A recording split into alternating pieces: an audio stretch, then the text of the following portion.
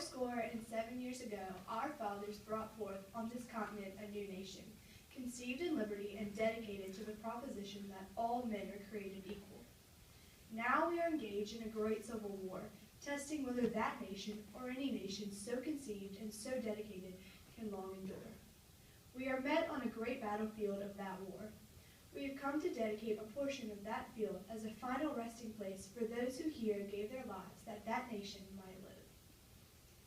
It is altogether fitting and proper that we should do this.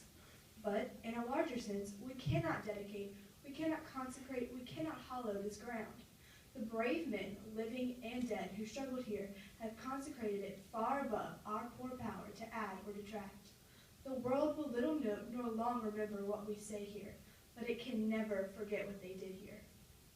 It is for us, the living, rather, to be dedicated here to the unfinished work which they who fought here have thus far so nobly advanced. It is rather for us to be here dedicated to the great task remaining before us.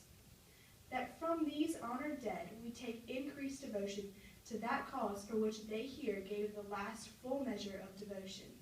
That we here highly resolve that these dead shall not have died in vain, that this nation, under God, shall have a new birth of freedom, and that government of the people, by the people, for the people, shall not perish from the earth.